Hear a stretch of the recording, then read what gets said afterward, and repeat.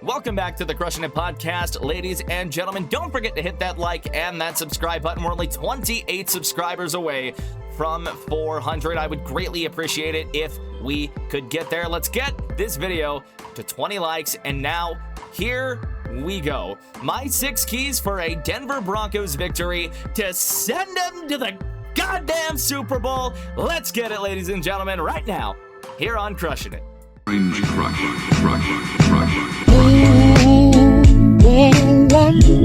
First key to a Broncos victory. Broncos O-line. They're better than LA. They're better than Houston. They had better goddamn act like it. The Denver Broncos have had a great offensive line this season. Obviously, the running numbers haven't exactly been there. I think you can attribute some of that, at the very least, to the development of RJ Harvey, because we have seen Jaleel McLaughlin pop some nice runs during the course of the season in his very limited snap share. RJ Harvey, of course, still coming along a little bit. We have seen the O-line struggle at times this season, but overall, this Broncos offensive line has been great in pass pro, keeping Bo Nix upright for the majority of the season. Didn't take a lot of sacks, and a lot of that too, well, maybe half and half. Even credit all around. It's a team game, of course. Bo Nix also is a very sack-averse quarterback. Jarrett Stidham, we did see him take sacks in his last regular season action back in 2023. Of course, that was year one in Sean Payton's system. There's a lot of kinks to work out with a new quarterback taking snaps in an offense he's a little unfamiliar with, and in Sean Payton's offense case, very unfamiliar with. Of course, we hear the horror stories about learning Sean Payton's offense. But this Broncos offensive line, we've seen them have a nasty streak at times this year. Quinn Miners especially is a guy that I think of in that. They're getting Luke Wattenberg back, which will be huge. Starting center all season long, and we've seen him make some strides. He earned himself an extension this year. And overall, if they can keep Jarrett Stidham upright, give him time to make the throws that he needs to, I mean, they've got an amazing chance to win this game. Of course, Jarrett Stidham can extend plays in his own right.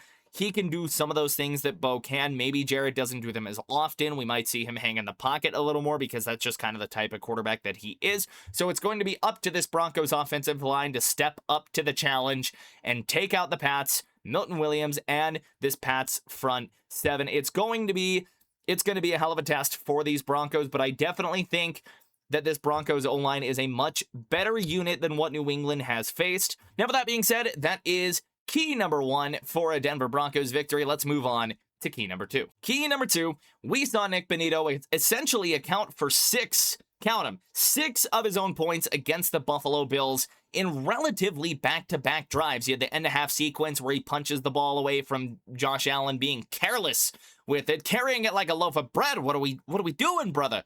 To give the Broncos a bigger lead going into halftime, as well as that huge strip sack right after halftime, coming out of the half, giving Buffalo the ball.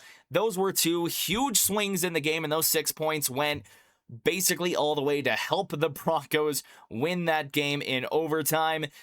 It is going to be imperative that Nik Bonitto has another strong showing against rookie left tackle Will Campbell. Will Campbell, to his credit, has had a great year this season, but we saw him struggle against some of these more premier pass rushers, and I definitely think that you could say that Nik Bonitto is up in that conversation. It's going to be very interesting. I expect Nik Bonitto to create another couple of turnovers in this game, whether it be through pressure or whether it be through another strip sack or something of the like, but that is going to be a huge key. Nik Bonitto will be a huge key in ensuring that the Broncos move on to play Super Bowl 60 in Santa Clara.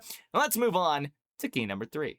All right, let's talk about the best wide receiver on the Denver Broncos this divisional weekend. Marvin Mims stepping up after multiple wide receivers went down for the Broncos. It was Pat Bryant with a concussion, and it was Troy Franklin with a hamstring. With the Broncos down to 3 guys, one of them stepped up, the little guy, the punt returner, Marvin Mims. 8 catches, 93 yards, had a big touchdown in the closing stages of this AFC divisional affair to help Denver to this AFC title game. And I think that we have seen the exact reasons why Marvin Mims needs more of the snap share, especially next season. It is because he can be an absolute game wrecker for this offense. An absolute pure-blooded deep threat that you can heave the ball to. And the guy can make a couple of crazy jump catches every now and again. We saw it. He made that crazy Hail Mary catch in double coverage against Cincinnati last year. He broke the Cleveland game wide open for the Broncos with that big 93-yard touchdown. And we've seen him do it at times this season as well, albeit in a much more limited capacity. Of course, this last game made me extremely excited about what this offense can do with Marvin Mims, and I think if the Broncos want to advance, if they want this offense to keep humming, they need to target Marvin Mims more and more. Of course, we did see Stiddy have a lot of chemistry with Pat Bryant over OTAs, training camp, preseason, all that good stuff. But when it comes down to it, Marvin Mims, I believe, has been one of the best Broncos players in this playoff. Of course, we've only seen them in one game, but I definitely think that Marvin Mims was one of the shining Broncos in that game, and I definitely think he needs more touches going forward. Fourth, and this one's huge, J.K. Dobbins is coming back. He is going to be a huge boost for this Broncos running game. We saw him just having a massive season, one of the NFL's leading rushers before he was struck with that unfortunate Liz Frank injury. That was kind of the risk that you knew you were running with J.K. Dobbins, dynamic guy out of the backfield, but he does have an injury history. Of course, you can't control injuries, and they are unfortunate, but it is something that has come with J.K. Dobbins. But he has a chance to turn himself into a playoff hero here in the AFC title game, coming back. And I get that he's going to be on a bit of a pitch count. I don't think you're going to send J.K. Dobbins out fresh off of Liz Frank surgery and all that rehab and give him 20-plus carries in a game. I don't think you need to do that with J.K. Dobbins. I think if he can be the thunder to R.J. Harvey's lightning in this game and maybe Jaleel McLaughlin's, I don't know, little fairy in a bottle to just go run and make a couple of sparks himself, that can be massive. Combined with how good J.K. Dobbins looked behind this Broncos offensive line, the vision that J.K. Dobbins provides in the backfield, he's got a chance to give the Broncos a real spark in the running game that they haven't had in what feels like months. It'll be really exciting to see how J.K. Dobbins reintegrates back into the offense. And with that being said, let's move on to takeaway number 5. Fifth, the defense is going to have their hands full. The Pats have a lot of playmakers, and it's going to be imperative that the Broncos are able to step up on defense this week. They need to find ways to get off of the field that aren't just takeaways. Takeaways are nice, but those were the only things that got Denver off of the field defensively during the Buffalo game. And of course, you know, it's Josh Allen, it's MVP Josh Allen and James Cook. But the Pats still have guys. Drake May obviously throws a pretty deep ball. He was on some historic pace with his deep ball accuracy, over like 20 yards or something. It was some crazy stupid number, and they're going to have to contend with that. Riley Moss is probably going to find himself picked on quite often in this game, but we have seen massive improvements from Riley Moss, especially in the penalty department. We knew that Riley was a really good corner. He just got grabby, but the boxing gloves, they've worked. They have worked in this back half of the season, and I expect Riley Moss to be on his A game for this as he likely lines up on Keyshawn Boutte. And he is just one of those guys on that Pats offense that can be absolute game destroyer. Stephon Diggs had a ridiculous touchdown catch last week against Houston. You know, strong hands, all that good stuff. Their tight ends, I mean, basically the two best tight ends from the year, 20-18, and Austin Hooper and Hunter Henry.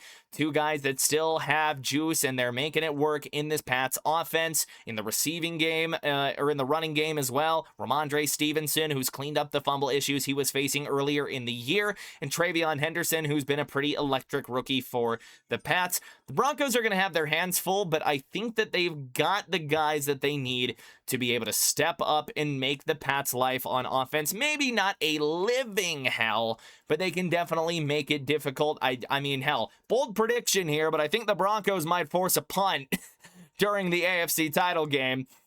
It was this defense, again, they're going to be facing a lot of playmakers, but with Pat Surtain likely blanketing Diggs all day long, Riley Moss doing his thing against Kayshon Boutte, and Jaquan McMillan being kind of the chess piece that the Broncos have been able to move around this season, with guys like Justin Strnad and Dre Greenlaw on the defense, with a PJ Locke stepping up as well. You are getting some of these guys that are elevating their game, and we've already talked about Nik Bonitto. It is going to be so important for this defense to find a way to step up in this ball game, and I think they can do that. And now, our sixth and final key to victory for the Denver Broncos.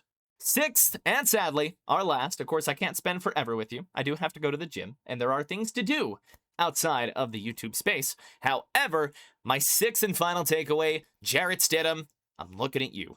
You don't have to go out there and be Bo Nix. Go out there, be yourself, do your thing, be accurate, do all of the things that you need to do as a quarterback, and we could be putting you up there in the conversation with guys like Jeff Hostetler, with guys like Nick Foles, with guys like Doug Williams.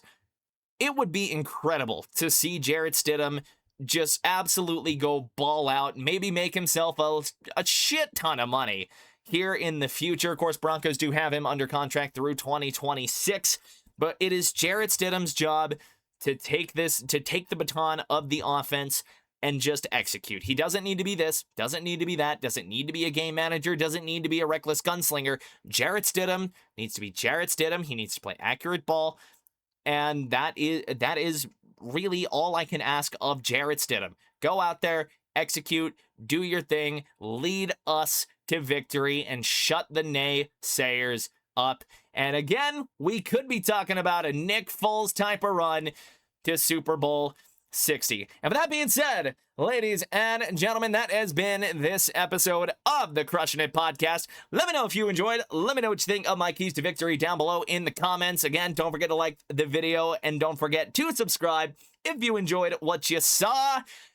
We're only 28 away from 400. Let's see if we can hit that before or after or during or whatever. Let's see if we can hit that before the Super Bowl, ladies and gentlemen. With that being said, I have been Miles Smith, your forever grateful host, and I will see you on Sunday. Well, firstly, I'll see you tomorrow for MTTF.